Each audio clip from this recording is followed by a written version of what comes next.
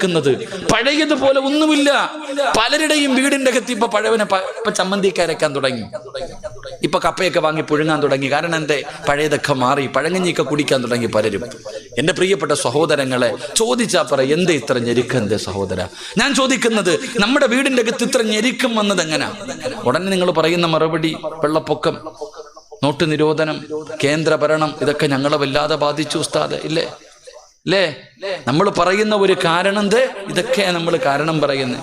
എൻ്റെ സഹോദര, നിന്നെ തല്ലണ്ടേ സഹോദര? നീ ആലോചിക്കേ, ഈ നാട്ടിൽ കിടക്കുന്ന നിന്റെ വീടിൻ്റെ അകത്ത് നിനക്കും നിന്റെ പെണ്ണുമ്പിള്ളയ്ക്കും മക്കൾക്കും തിന്നാനില്ലാത്തതിൻ്റെ കാരണം ഓനാണോ? നിങ്ങൾ ചിന്തിക്ക്. നമ്മൾ മനസ്സിലാക്കേണ്ട ഒരു കാര്യം അതാ. ഒരിക്കലുമില്ല സഹോദര. നിന്റെ വീടിൻ്റെ അകത്ത് സാമ്പത്തികമായിട്ടുള്ള ഞെരുക്കം വന്നിട്ടുണ്ടെങ്കിൽ അതിൻ്റെ കാരണം നീയും നിന്റെ പെണ്ണുമ്പിള്ളയും മക്കളുവാ. അള്ളാഹു ഈമാൻ തരുമാറാകട്ടെ. ഉറക്കപ്പറ, അള്ളാഹു ഈമാൻ തരുമാറാകട്ടെ. ഞാൻ വെറുതെ പറഞ്ഞുതരാം, തെളിവ് സഹിതം ഞാൻ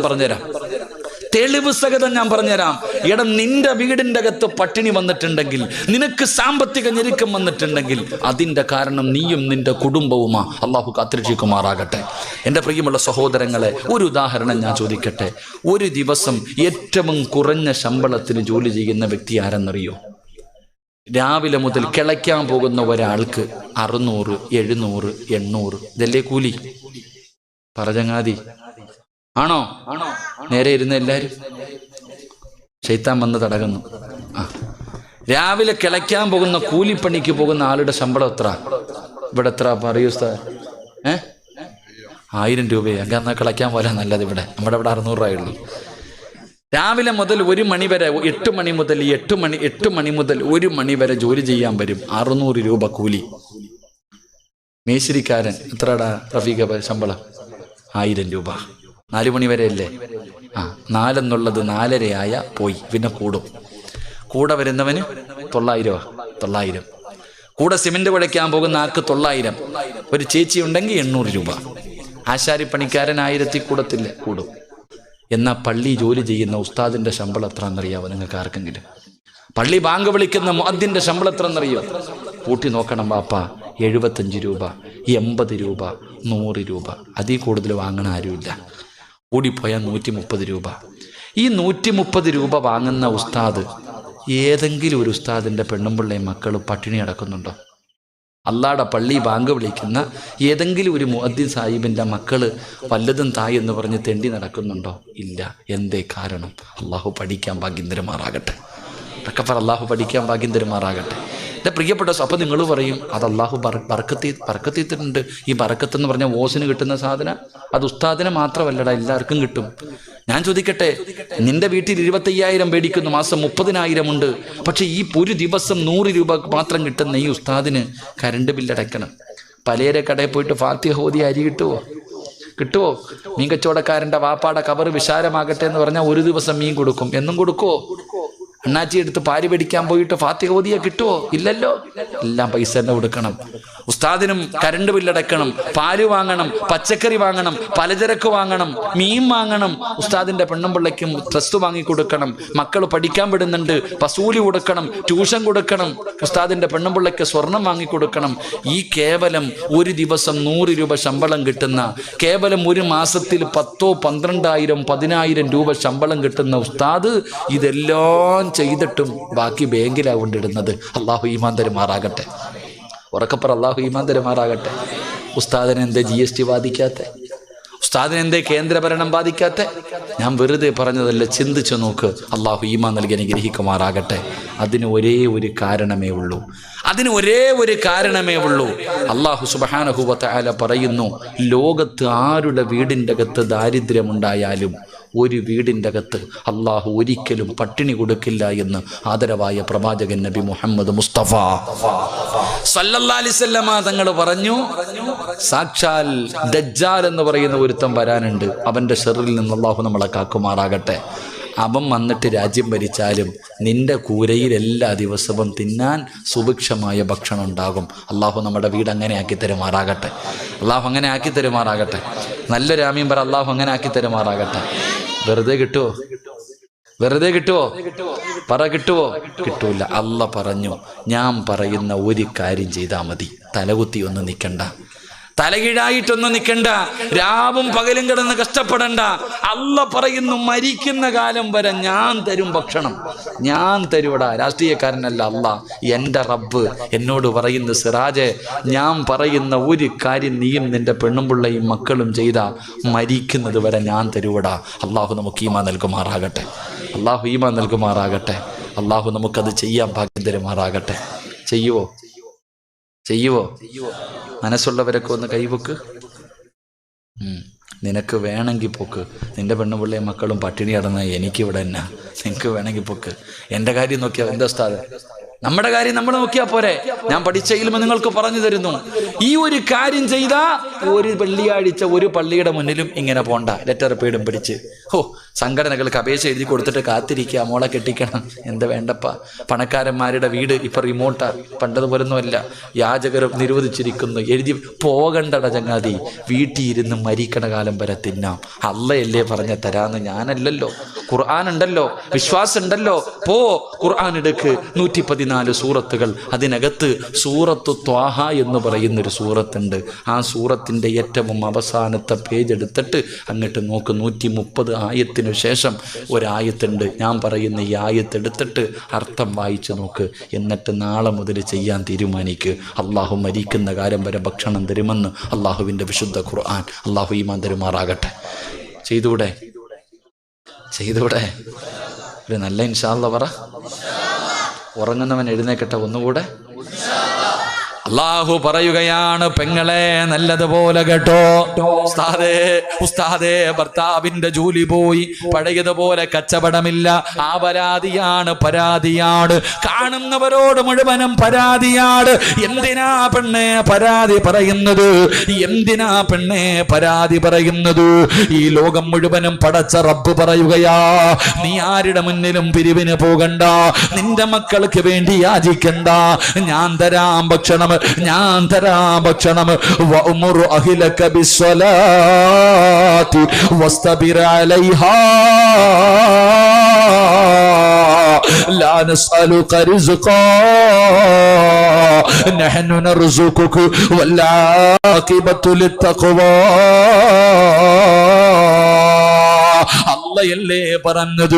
അല്ലയല്ലേ പറഞ്ഞത് വഅ്മുറു അഹ്ലക ബിസ്സലാത്തി വസ്തബിർ അലൈഹാ ലാ നസ്അലുക റിസ്ഖാ നഹ്നു നർസുകുക. പടച്ചവൻ പറയുകയാണ്, ഈ പറയുന്ന ഒരേ ഒരു കാര്യം നീയും നിന്റെ ഭാര്യയും നിന്റെ മക്കളും ചെയ്താ ആ വീടിന്റെ അകത്ത് മരിക്കുന്ന കാലം വരെ അള്ളാഹു ഭക്ഷണം കൊടുക്കുമെന്ന് അള്ളാഹുവിന്റെ വിശുദ്ധ ഖുർആൻ. അള്ളാഹു ഈമാൻ നൽകി അനുഗ്രഹിക്കുമാറാകട്ടെ. അല്ലാഹു ഈമാൻ നൽകുമാറാകട്ടെ. അള്ളാഹു പറയുകയാ, ഒരേ ഒരു കാര്യം ചെയ്തുകൂടെ? പൈസയൊന്നും കൊടുക്കണ്ട, പേടിക്കണ്ട, പൈസയൊന്നും വേണ്ട. അള്ളാഹു പറയുകയാ, 5 നേരം ബാങ്ക് വിളിക്കുമ്പോൾ നീയും നിന്റെ ഭാര്യയും മക്കളും നിസ്കരിച്ച ഞാൻ തരും ഭക്ഷണം. നീയല്ല റിസ്ക് ഉണ്ടാക്കുന്നത്. ലാ നസ്അലുക റിസ്ക, നീയല്ല ഭക്ഷണം, ഞാനാട റബ്ബ്, ഞാനാ റാസിക്ക്, ഞാൻ തരും. അള്ളാഹു ഈമാൻ തരുമാറാകട്ടെ. പള്ളിയിലെ 1-ാമത്തെ സഫി നിൽക്കണത് ആരാ? ഇമാമ്. തൊട്ടു പുറകെ നിൽക്കണത് ആരാ? മുഅദ്ദിൻ സാഹിബ്.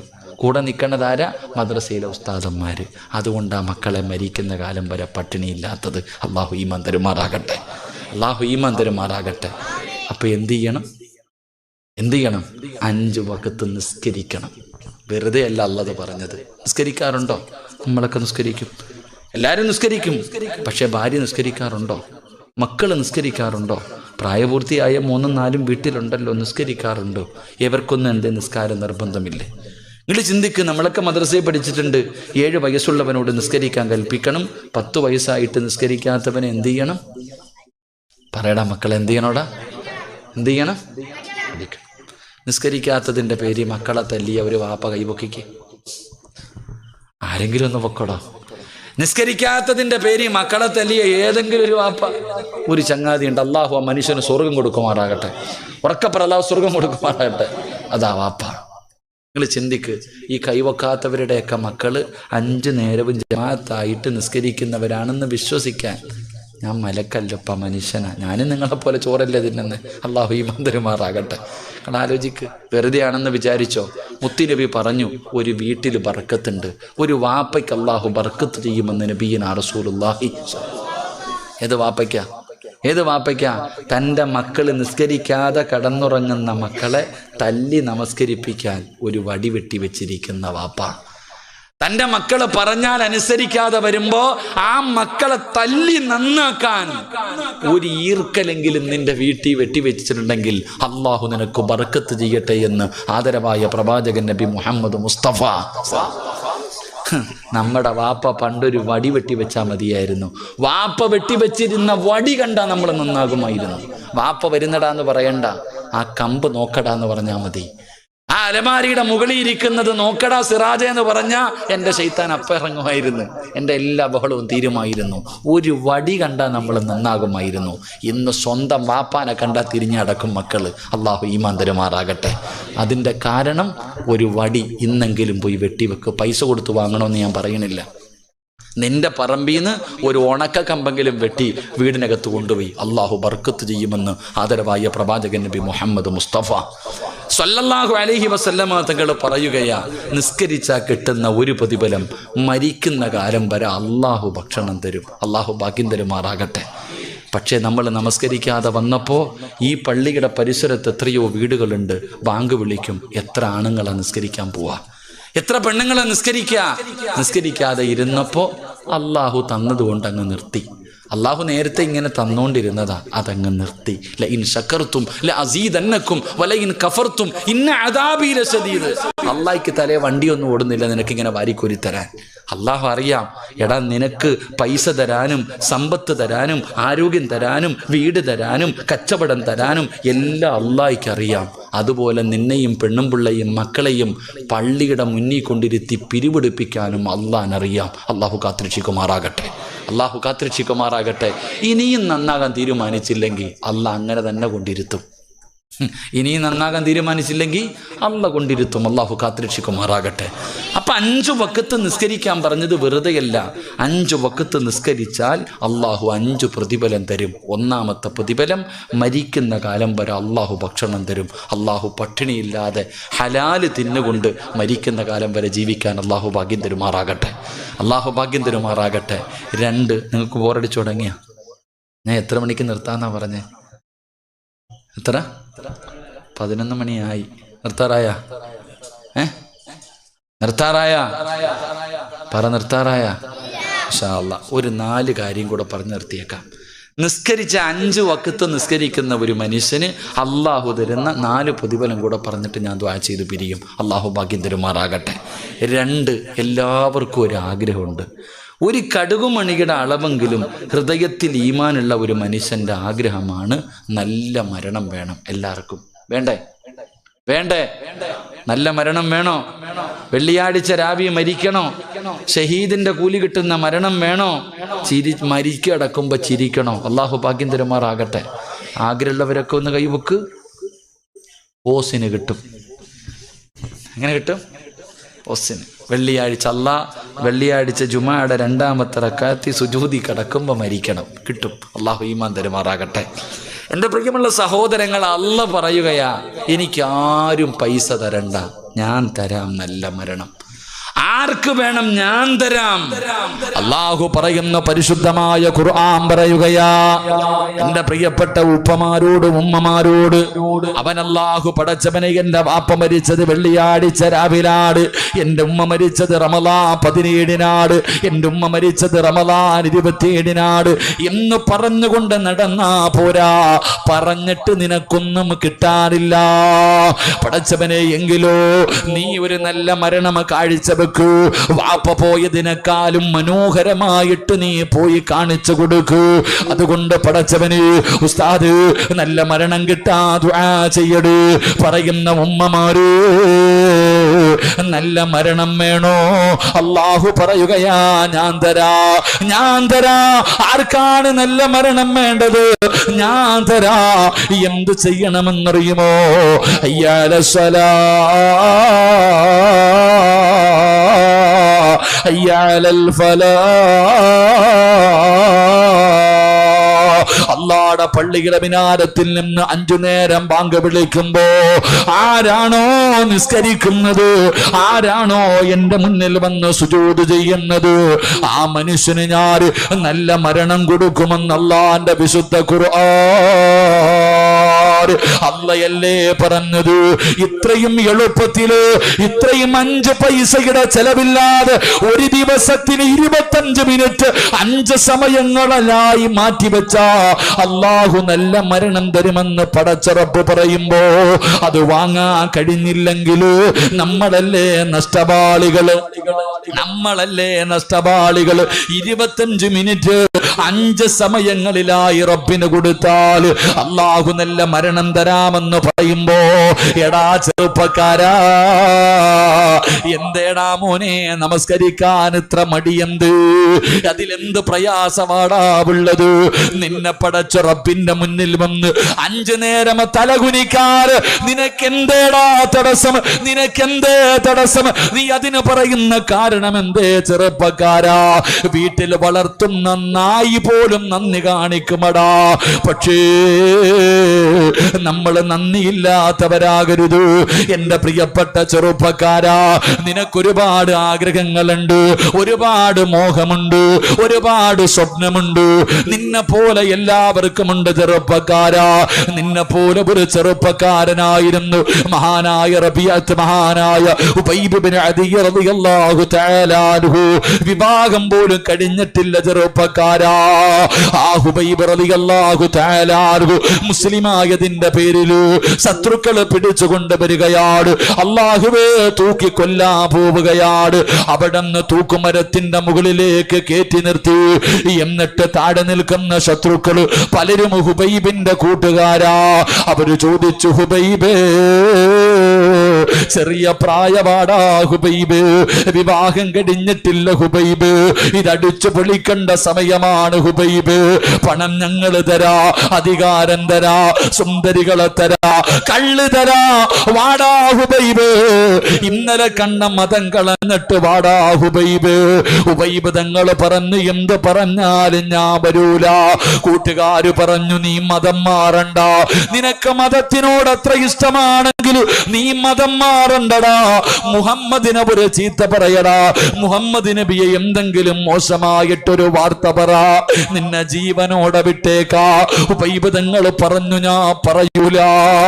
അവസാനം കൊല്ലാ സമയമായപ്പോ അവര് ചോദിച്ചു, ഹുബൈബേ, നിന്റെ ജീവിതത്തിൽ അവസാനത്തെ മോഹമെന്താ? ചാകുന്നതിന് മുമ്പ് വല്ല മോഹവുമുണ്ടോ?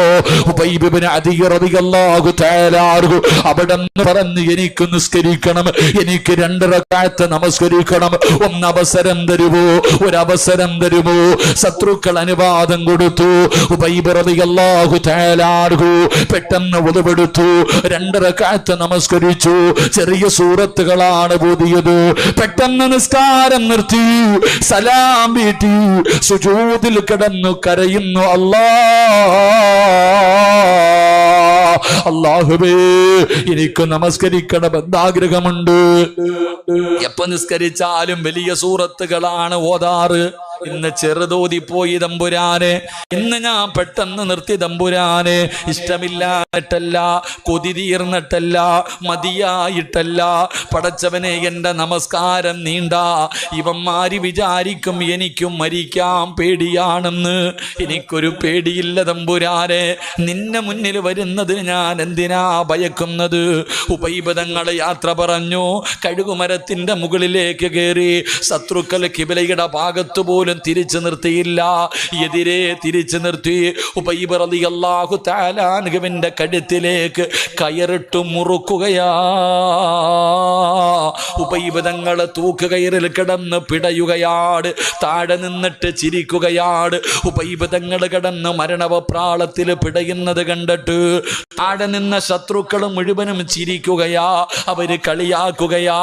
അങ്ങനെ കളിയാക്കിക്കൊണ്ടിരിക്കുമ്പോ മലക്കുകൾ ചോദിക്കുന്നു, ഹുബൈബേ നീ എന്തിനാ കരയുന്നത്, എന്തിനാ പേടിക്കുന്നത്, എന്തിനാ വിഷമിക്കുന്നത്? നോക്കൂ ഹുബൈബേ, സ്വർഗത്തിലെ പട്ടുവസ്ത്രവും കയ്യിൽ വെച്ചിട്ട് മലക്കുകൾ നിന്നെ കാത്തു നിൽക്കുകയാ, നിന്നെ സ്വീകരിക്കാ, നിന്നെ കൊണ്ടുപോകാ. കരയല്ലേ ഹുബൈബേ. യാ അയ്യത്തുഹൻ നഫ്സുൽ മുത്മഇന്ന ഇർജിഇ ഇലാ റബ്ബികി റാളിയതൻ മർളിയ ഫദ്ഖുലി ഫീ ഇബാദി വദ്ഖുലി ജന്നതി. മലക്കുകൾ അവിടുന്ന് സ്വാഗതം പറയുകയാ, അവര് സമാധാനിപ്പിക്കുകയാ, അവര് സന്തോഷിപ്പിക്കുകയാ. എന്നിട്ട് പറയുന്നു, പറയടാ ഹുബൈബ്, ലാ ഇലാഹ ഇല്ലല്ലാഹ്. ഇവന്മാരുടെ മുഖത്ത് നോക്കിയിട്ട് നീ പറ, ലാ ഇലാഹ ഇല്ലല്ലാഹ്. ഉറക്കെ വിളിച്ചു പറ ഹുബൈബ്. ഹുബൈബ് തങ്ങൾ വിളിച്ചു പറയുമ്പോ അതുവരെ ചിരിച്ചു കൊണ്ടിരുന്ന ശത്രുക്കളുടെ കണ്ണ് തെള്ളുകയാ. പേടിച്ചു പോയടാ. കഴുകുമരത്തിൽ കിടന്ന് പിടയുമ്പോ അവിടുന്ന് ഷഹാദത്ത് കലിമ ഉറക്കെ പറയുന്നത് കേട്ടപ്പോ അവന്മാര് മുഴുവനും വിറയ്ക്കാൻ തുടങ്ങി. ഹുബൈബ് തങ്ങൾ മരിച്ചു കിടക്കുമ്പോഴും ചിരിക്കുകയാ. ആ കഴുകുമരത്തിൽ കഴുത്തിലേക്ക് കയറ് മുറുകുമ്പോഴും ഹുബൈബ് തങ്ങൾ ചിരിക്കുകയാ. ചെറുപ്പക്കാരാ, വാപ്പമാരേ, നമസ്കരിച്ചാ കിട്ടുന്ന രണ്ടാമത്തെ പ്രതിഫലം അല്ലാഹു നിനക്ക് നല്ല മരണം തരുമെന്ന് നബി മുഹമ്മദ് മുസ്തഫ സല്ലല്ലാഹു അലൈഹി വസല്ലമ തങ്ങൾ പറയുമ്പോ മൂന്നാമത്തെ പ്രതിഫലം എന്താ? മൂന്നാമത്തെ പ്രതിഫലം എന്താ? മരിക്കാൻ കിടക്കുന്ന മനുഷ്യന് ലാ ഇലാഹ ഇല്ലല്ലാഹ് പറഞ്ഞു കൊടുക്കണമല്ലോ. അതല്ലേ എല്ലാരും അടുത്ത് വന്ന് നിന്ന് പറയുന്നത്. എങ്കിലും നമസ്കരിക്കുന്ന വാപ്പാ, നിനക്കാള് വേണ്ട, നിനക്കാള് വേണ്ട, ഉമ്മ നിനക്കാള് വേണ്ട. ലോകത്ത് എവിടെ കിടന്നു മരിച്ചാൽ അത് വീടിന്റെ അകത്താകട്ടെ, നടുറോഡിലാകട്ടെ, വാഹനത്തിലാകട്ടെ, പള്ളിക്കകത്താകട്ടെ, ഹോസ്പിറ്റലിനകത്താകട്ടെ, ആകാശത്ത് വെച്ചാകട്ടെ, ഈ ലോകത്ത് നീ എവിടെ കിടന്ന് മരിച്ചാൽ നിനക്ക് ലാ ഇലാഹ ഇല്ലല്ലാഹ് പറഞ്ഞു തരാൻ ആള് വേണ്ട. പിന്നെ ആര് പറഞ്ഞു തരുമെന്നറിയോ? ആരാ പറഞ്ഞു തരുന്നത്? അതാ മലക്കുകൾ മുഴുവനും നിന്റെ കണ്ണിന്റെ മുന്നിലേക്ക് കടന്നു വന്നു. കാലിന്റെ വിരൽ മുതൽ റൂഹ് പിടിച്ചു. എല്ലാവരും കൂടെ തൊണ്ടയുടെ ഭാഗത്ത് കൊണ്ടുവച്ചു. എന്നിട്ടതാ മലക്കുൽ മൗത്ത് അസ്റായീൽ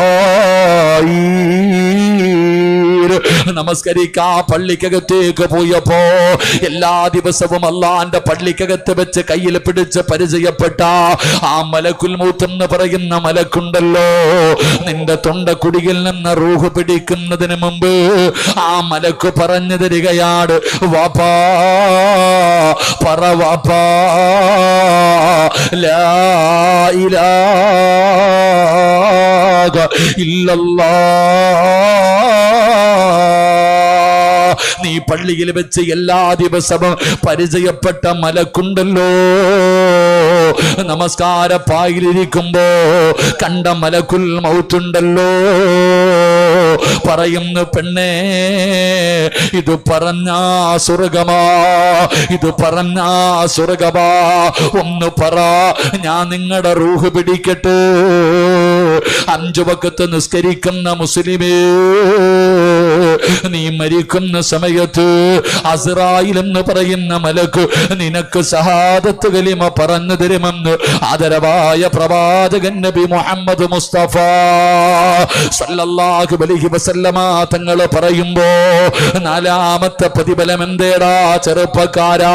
നിസ്കരിക്കുന്നവർക്ക് അല്ലാഹു തരുന്ന നാലാമത്തെ പ്രതിഫലം എന്താ? ഉബൈബ് തങ്ങളുടെ ജനാസ അവിടെ തന്നെ തൂക്കിയിട്ടിരിക്കുകയാ. അടിക്കാൻ അനുവദിച്ചില്ല, കബറടക്കാൻ അനുവദിച്ചില്ല, ഒരാളെയും തൊടാൻ അനുവദിച്ചില്ല, കാവല് നിൽക്കുകയാണ്. അടുത്തേക്ക് പോകാൻ അനുവദിക്കാതെ ശത്രുക്കൾ മുഴുവനും അവിടെ കിടന്ന് പുഴുത്തു നാറട്ടെ, അവിടെ അവിടെ കടന്ന് അളിഞ്ഞു പോകട്ടെ, അവിടെ തന്നെ കാണാനിട്ടിരിക്കുകയാണ്. അല്ലാഹുവേ, മണിക്കൂറുകൾ കഴിഞ്ഞു. അള്ളാന്റെ റസൂലിന് വല്ലാത്ത വേദനയായി. പ്രവാചകം സ്വഹാബത്തിനോട് ചോദിച്ചു, ആരാ പോയി കബറടക്കുന്നത്? എന്റെ ഹുബൈബിനെ കബറടക്കാൻ പോകുന്നതാരാണ്? യാ റസൂലല്ലാഹ്,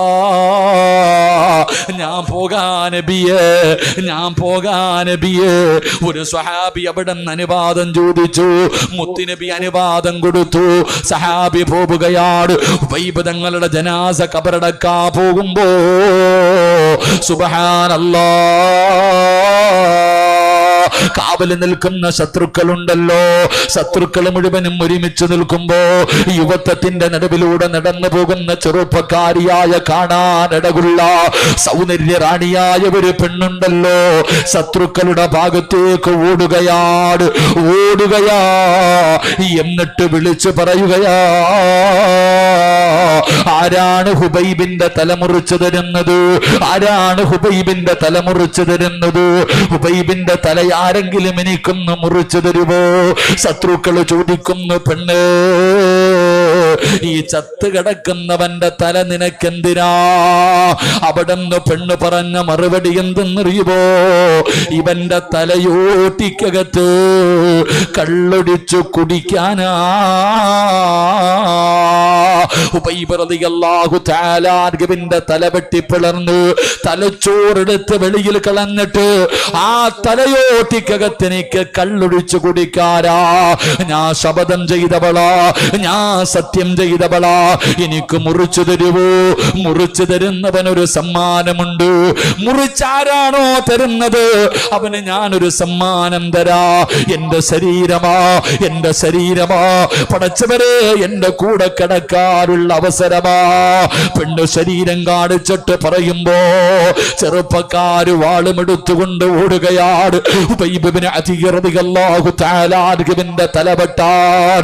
സുബ്ഹാനല്ലാഹ്, സ്വഹാബി ഒരു ഈന്തപ്പന മരത്തിന്റെ മുകളിലേക്ക് കയറി. എന്താണ് നടക്കുന്നത്? അല്ലാഹുവേ, സ്വഹാബി നോക്കുമ്പോ ജീവനും കൊണ്ടോടുകയാണ്. നാലാ ഭാഗത്തേക്ക് ജീവനും കൊണ്ടോടുകയാ. തലവെട്ടാൻ പോയ ഒരുത്തനെയും കാണാനില്ല, കൂടി നിന്ന ഒരുത്തനെയും കാണാനില്ല. എല്ലാവരും ജീവനും കൊണ്ടോടുകയാണ്. കുറെ സമയം കഴിഞ്ഞു.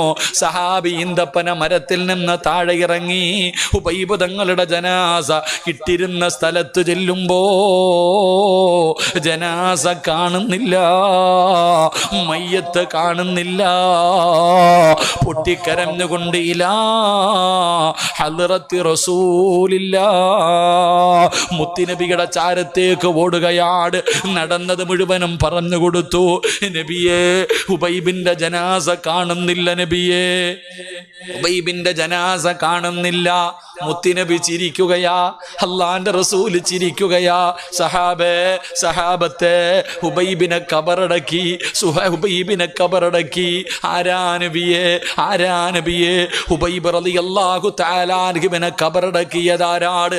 അവസാനത്തെ മോഹം നിസ്കരിക്കണമെന്ന് പറഞ്ഞ ഈ ചെറുപ്പക്കാരനെ കബറടക്കിയതാരാ? നിനക്കും വേണ്ടേ മോനെ ഈ പ്രതിഫലം? നിനക്കും ആഗ്രഹമില്ലേ? എന്നെയും നിങ്ങളെയും ഒരു ദിവസം നമ്മുടെ വീട്ടുകാർ മുഴുവനും താങ്ങിയെടുത്തുകൊണ്ട് വീടിന്റെ സൈഡിൽ കൊണ്ട് മലർത്തി കടത്തി ചൂടുവെള്ളത്തിൻ്റെ അകത്ത് കുളിപ്പിക്കുന്ന ഒരു ദിവസമുണ്ടല്ലോ. എല്ലാവരും കുളിപ്പിച്ചു. എന്നിട്ട് കൊണ്ടുവന്ന് 3 കറ്റം വെള്ളത്തുണിയുടെ മുകളിൽ വീടിൻ്റെ അകത്ത് കൊണ്ടുവന്ന് മലർത്തി കിടത്തിയിട്ട് കുറച്ചു പഞ്ഞികൾ എടുത്തിട്ട് മൂക്കിൻ്റെ ദ്വാരം പഞ്ഞി കൊണ്ടടയ്ക്കുന്നേ. കാണേണ്ടവർ കണ്ടോ, ഇതാ പൊതിയുന്നേ. മയ്യത്തുകട്ടിൽ തോളിലേക്കുയരുന്നേ. പുരയ്ക്കുള്ളിലപ്പോൾ രോദനം ഉയരുന്നേ. അരുമക്കിടാങ്ങൾ വാപ്പയെ വിളിക്കുന്നേ. അതിനുത്തരം നൽകാതെ നീ കിടക്കുന്നേ. ഈ വഅദ് പറയുന്ന സിറാജിനെ എൻ്റെ വീടിൻ്റെ അകത്ത് മലർത്തി കിടത്തിയിട്ട് എൻ്റെ കൂടപ്പുറപ്പുകളും എൻ്റെ കുടുംബക്കാരും മുഴുവനും മൂക്കിൻ്റെ ദ്വാരത്തിൽ കുറച്ചു പഞ്ഞികെടുത്ത് വെച്ചു, ശരീരത്തിൻ്റെ പല ഭാഗങ്ങൾ പഞ്ഞികെടുത്ത് വെച്ചു. എന്നിട്ട് പറയുകയാ, കാണേണ്ടവരൊക്കെ കണ്ടോ, സിറാജിനെ പൊതിയാൻ പോവുകയാ, എന്നെ പൊതിയാൻ പോവുകയാ. ജനങ്ങൾ മുഴുവനും തിരക്കാണ്, എന്നെ വന്ന് അവസാനമായി കാണാൻ എല്ലാവരും തിരക്ക് കൂട്ടിക്കൊണ്ടിരിക്കുമ്പോ എൻ്റെ കുടുംബക്കാര് വിളിച്ചു പറയുകയാ, കണ്ടതൊക്കെ മതി, സിറാജിനെ പൊതിഞ്ഞോ, കണ്ടതൊക്കെ മതി. പെട്ടെന്ന് അവരെടുത്ത് പൊതിഞ്ഞു. സഹോദരാ, പള്ളിയിൽ നിന്ന് കൊണ്ടുവച്ചിരിക്കുന്ന മയ്യത്ത് കട്ടിലിൻ്റെ മുകളിൽ മലർത്തി കിടത്തി എന്നെയും നിങ്ങളെയും പള്ളിയിലേക്ക് കൊണ്ടുപോകുമ്പോ സ്ഥലമില്ല ചെറുപ്പക്കാരാ, സ്ഥലമില്ലടാ. പള്ളിയിലോ പരിസരത്തോ കാലുകുത്താ സ്ഥലമില്ല, അത്രയ്ക്ക് തിരക്കാ പൊന്നുമോനെ. പള്ളി മുഴുവനും നിറയുകയാണ്, പള്ളിയുടെ പരിസരം മുഴുവനും നിറയുകയാണ്. ആരാ വരുന്നത്? ഇന്ത്യയുടെ പ്രധാനമന്ത്രിയല്ല, ഇന്ത്യയുടെ പ്രസിഡന്റ് അല്ല, പ്രതിപക്ഷ നേതാവല്ല, ആഭ്യന്തരമന്ത്രിയല്ല, MP-യോ MLA-യോ കളക്ടറോ IPS-ഓ IAS-ഓ ഒരുത്തനും വരില്ലടാ. പിന്നെ ആര് വരുമെന്നറിയോ? ജനിച്ച കാലം മുതൽ മരിക്കുന്ന കാലം വരെ അള്ളാഹുവിനെ സ്തുതിച്ചു കൊണ്ടിരിക്കുന്ന 70,000 മലക്കുകള് പള്ളി നിറയ്ക്കുവടാ ചെറുപ്പക്കാരാ. നിസ്കരിച്ചവന്റെ മയ്യത്ത് കബറടക്ക, നിസ്കരിച്ചവന്റെ മയ്യത്ത് നമസ്കരിക്ക, കാലുകുത്താൻ പോലും സ്ഥലം കിട്ടൂല. മലക്കുകൾ വന്ന് നിറയുകയാ. ഉമ്മാ, നമസ്കരിക്കാൻ പറഞ്ഞത് വെറുതെയല്ല, നിനക്കല്ല തരുന്ന പ്രതിഫലമാ. 70,000 മലക്കുകൾ നിന്റെ ജനാസ നമസ്കരിക്കാ, നിന്റെ ജനാസ കബറടക്കാൻ അവിടെ നിന്ന് കടന്നു വരുമെന്ന് ചരിത്രം പറയുമ്പോ ഹുബൈബിനെ കബറടക്കിയത് ആരാടാ പൊന്നുമോനെ? അള്ളാന്റെ മലക്കുകളാണ് ചെറുപ്പക്കാരാ, അള്ളാന്റെ മലക്കുകളാ കബറടക്കിയത്. അതുകൊണ്ട് നിർത്തുകയാണ്. നമസ്കരിച്ചാ കിട്ടുന്ന ഒന്നാമത്തെ പ്രതിഫലം മരിക്കുന്ന കാലം വരെ അള്ള ഭക്ഷണം തരും. 2 നല്ല മരണം, 3 അസ്റായില് ഷഹാദത്ത് കലിമ പറഞ്ഞു തരും, 4 കബറടക്കാൻ 70,000 മലക്ക് വരും, 5 ഈ ലോകം തന്നെ സൃഷ്ടിക്കാൻ കാരണക്കാരനായ അഷ്റഫുൽ ഖൽഖ് നബി മുഹമ്മദ് മുസ്തഫ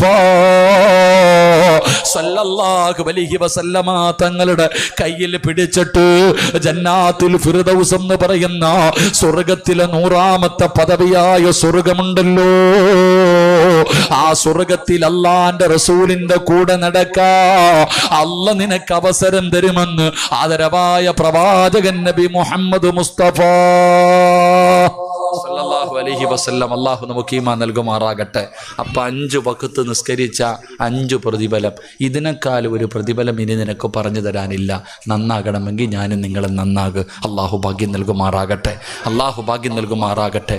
അതുകൊണ്ട് പ്രവാചകൻ പറഞ്ഞു, സുജൂദുകൾ അധികരിപ്പിക്കും. ഫർള് മാത്രം നിസ്കരിക്കുന്ന മഹാന്മാരുണ്ട്, അവർ ഫർള് മാത്രമേ നിസ്കരിക്കൂ. പിന്നെ എന്തിനാ മോനെ സുന്നത്ത്? മുമ്പും ശേഷവും സുന്നത്ത് വെച്ചിരിക്കുന്നത് വെറുതെ അല്ലല്ലോ, അത് നിസ്കരിക്കാനുള്ളതല്ലേ. സുന്നത്തല്ലേ ഉസ്താദെ? അതിപ്പോൾ നിർബന്ധമൊന്നുമില്ലല്ലോ, അതന്നെ സുന്നത്തല്ലേ. അങ്ങനല്ല, സുന്നത്ത് നമസ്കാരത്തിന് അതിൻ്റെതായ മഹത്വവും സ്ഥാനവും പ്രതിഫലവുമുണ്ട്. ഒരു സുന്നത്ത് നമസ്കാരത്തിന് 12 കൊല്ലം ഇബാദത്ത് ചെയ്ത കൂലി കിട്ടും. അള്ളാഹു നമുക്ക് ഈമാൻ നൽകുമാറാകട്ടെ. ഒരു സുന്നത്ത് നമസ്കാരം നമസ്കരിച്ച എത്ര വർഷത്തെ പ്രതിഫലം? ഒന്നുറക്കെ പറ, എത്ര കൊല്ലത്തെ പ്രതിഫലം? 12 വർഷം. 12 കൊല്ലം ഇബാദത്ത് ചെയ്ത കൂലി കിട്ടും ഒരു സുന്നത്ത് നമസ്കരിച്ച. മഹാനായ അബൂ നാസിർ റളിയല്ലാഹു തആല അൻഹു റിപ്പോർട്ട് ചെയ്യുന്ന ഹദീസിൽ കാണാം. അള്ളാഹു നിസ്കരിക്കാൻ ഭാഗ്യം തരുമാറാകട്ടെ. നിസ്കരിക്കുവോ? രാത്രി നിസ്കാരമല്ല, പേടിക്കണ്ട. രാത്രി 2 മണിക്ക് 3 മണിക്ക് എഴുന്നേറ്റ് നിസ്കരിക്കുന്ന നിസ്കാരമല്ല. ഇന്നിനി നിസ്കരിക്കാൻ പറ്റൂല, സമയം കഴിഞ്ഞു, ഇനി നാളെയേ പറ്റത്തുള്ളൂ. ജീവിതത്തിൽ ഒരിക്കലെങ്കിലും അള്ളാഹു നിസ്കരിക്കാൻ ഭാഗ്യം തരുമാറാകട്ടെ. നിസ്കരിക്കുവോ? നിയത്ത് ചെയ്യുന്നവരൊക്കെ ഒന്ന് കൈപൊക്കിക്കുക. ഒരിക്കലെങ്കിലും നിസ്കരിക്കാൻ മനസ്സുള്ളവർ. അപ്പോൾ എനിക്ക് സ്വർഗത്തിൽ പോകാനായി, ഷാജാനുസ്ഥാനായി കേട്ടോ.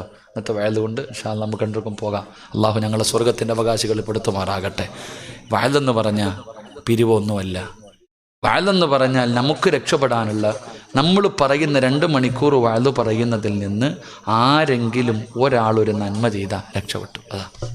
അതിനാ വയല്. ആരെങ്കിലും, നിങ്ങളിൽ ആരെങ്കിലും ഒരാൾ ഇന്നത്തെ ഇത്രയും നേരം പ്രസംഗിച്ചതിൽ നിന്ന് ഒരു വക്കത്ത് നിസ്കരിക്കാൻ ഈ പറഞ്ഞതൊക്കെ സത്യമാണല്ലോ അല്ലാ എന്ന് പറഞ്ഞിട്ട് ഒരു ആളെങ്കിലും നന്നാകാൻ തീരുമാനിച്ചാൽ അത് ഈ ലോകം മുഴുവനും സ്വർണം കിട്ടുന്നതിനേക്കാളും സന്തോഷമാണ്. അള്ളാഹു സ്വർഗം നൽകി അനുഗ്രഹിക്കുമാറാകട്ടെ. അള്ളാഹു സ്വർഗം നൽകി അനുഗ്രഹിക്കുമാറാകട്ടെ. അപ്പോൾ ഇൻഷാ അല്ലാഹ് നിസ്കരിക്കൂല്ലേ? അപ്പോൾ എഴുന്നേക്ക് ഇൻഷാ അല്ലാഹ്. വാ, മുത്തല്ലിയും ഉറങ്ങുന്നവനെ വിട്ടേരെ. വാടാ മക്കളെ, വാ ദുആ ചെയ്യാം. വാ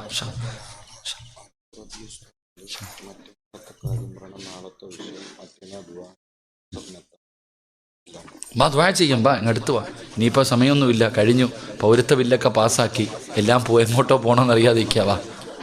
വാ എല്ലാവരും വാ, ഇങ്ങോട്ട് വാ. ഇൻഷാ അല്ലാഹ് ഇനി എല്ലാവരും ഈ രാജ്യത്ത് തന്നെയാണ് ജനിച്ചത് എന്നുള്ള തെളിയിക്കേണ്ട കാലമെത്തി. വാ ഇൻഷാ അല്ലാഹ് നമുക്ക് നമ്മുടെ നാട്ടിൽ പോകാം. അള്ളാഹു ഭാഗ്യം തരുമാറാകട്ടെ.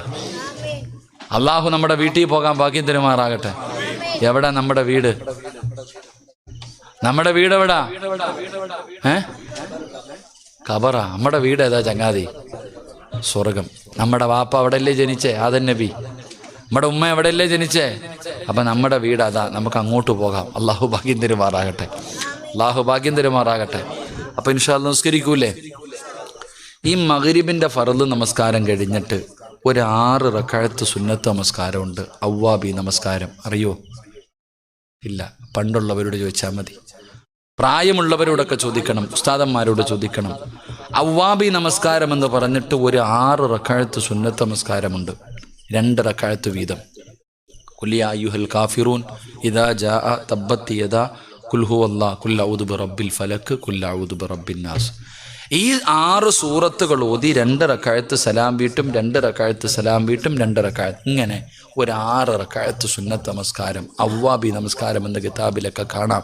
ആ നിസ്കാരത്തിന് 12 കൊല്ലത്തെ ഇബാദത്തിൻ്റെ കൂലിയുണ്ട്. അള്ളാഹു നിസ്കരിക്കാൻ ഭാഗ്യം തരുമാറാകട്ടെ. അള്ളാഹു നിസ്കരിക്കാൻ ഭാഗ്യം തരുമാറാകട്ടെ. ഒരിക്കലെങ്കിലും നിസ്കരിക്കണം. അള്ളാഹു ഭാഗ്യം നൽകി അനുഗ്രഹിക്കുമാറാകട്ടെ. അപ്പോൾ ഇൻഷാ അല്ലാഹ് സമയം 11:30 സുബഹി നിസ്കാരം ഫറളും വഅദ കേൾക്കൽ സുന്നത്തും അല്ലേ. അപ്പോൾ അതുകൊണ്ട് ഇൻഷാ അല്ലാഹ് ഞാൻ നിർത്തുകയാ. 4 കാര്യങ്ങൾ ബാക്കി വെക്കുന്നു. ഇൻഷാ അല്ലാഹ് ഷാജാൻ ഉസ്താദ് അടുത്ത കൊല്ലവും വിളിക്കുമായിരിക്കും. അങ്ങനെ വിളിക്കുവാണെങ്കിൽ ഇൻഷാ അല്ലാഹ് നമുക്കൊരുമിച്ച് കൂടണം, ബാക്കി പഠിക്കണം. അള്ളാഹു ആയുസ്സും ആരോഗ്യവും ഭാഗ്യവും അള്ളാഹു നമുക്ക് നൽകി അനുഗ്രഹിക്കുമാറാകട്ടെ. എൻ്റെ പ്രിയമുള്ളവരെ, നാളെ ബഹുമാന്യനായ നല്ല പ്രഭാഷകനാണ് അബൂ റബി ഉസ്താദ്. ഉസ്താദിൻ്റെ പ്രഭാഷണമുണ്ടാകും. അതുപോലെ തന്നെ മറ്റേനാൾ വൈകുന്നേരം 4 മണിക്ക് സയ്യിദന്മാർ, അതൊരു വലിയ ഒരു സദസ്സാണ്. നമുക്കും കൂടണമെന്നുണ്ട്. ഒരുപാട് ഏറ്റവും വലിയ ഈ നാടിൻ്റെ ഐശ്വര്യം എന്നാണ് കാണാൻ ഒരുപാട് സയ്യിദന്മാർ. അള്ളാഹു ഇഷ്ടപ്പെട്ടാൽ അള്ളാഹുവെ മുത്തുനബിയുടെ കുടുംബ പരമ്പരയിൽപ്പെട്ട മഹാന്മാർ അവരൊക്കെ കൂടി സ്വലാത്തും ദുആയും മറ്റുള്ളതൊക്കെ നടക്കുന്നുണ്ട്. അപ്പോൾ അതിലേക്കൊക്കെ ഇൻഷാ അല്ലാഹ് എല്ലാവരും നമുക്കെന്ത് രക്ഷപ്പെടാനുള്ള വഴികൾ, ആ മഹാന്മാരുടെ ദുആ, അതൊക്കെയാണ് നമുക്ക്. അപ്പം അങ്ങനെയുള്ള ആ ഒരു സദസ്സ്, അതൊക്കെയാണ് നമ്മുടെ ജീവിതത്തിൽ ആകെ ഇനി ഉണ്ടാവുക. അള്ളാഹു നമുക്ക് ഈമാൻ നൽകി അനുഗ്രഹിക്കുമാറാകട്ടെ.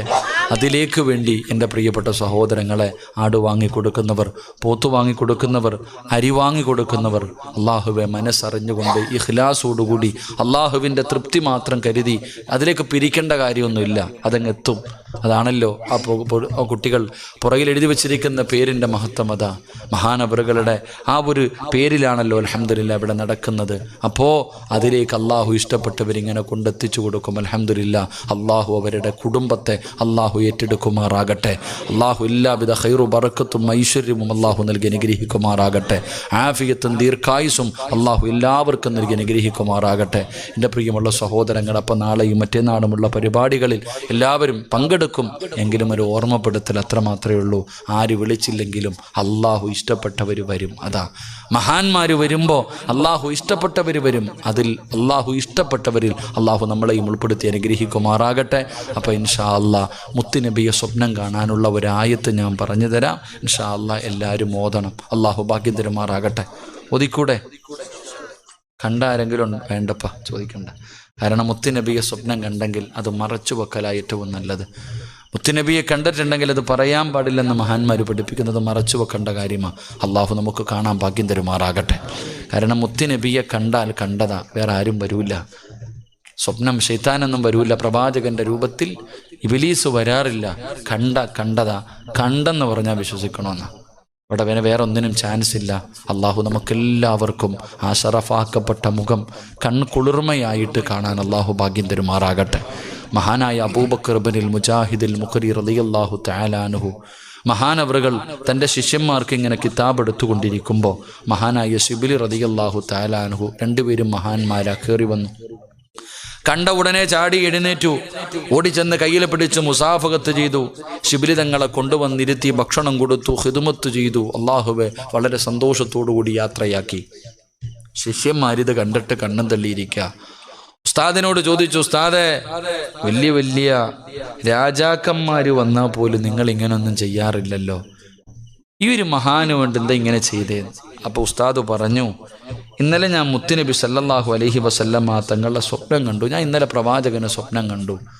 അള്ളാന്റെ റസൂൽ എന്നോട് പറഞ്ഞു, ഞാൻ ഇഷ്ടപ്പെടുന്ന സ്വർഗത്തിൻ്റെ അവകാശിയായ ഒരാൾ നിന്നെ കാണാൻ നാളെ വരും, നീ ബഹുമാനിക്കണം. മുത്തുനബി എന്നോട് പറഞ്ഞു, ഞാൻ ചെയ്തു. ഇത്ര തന്നെ.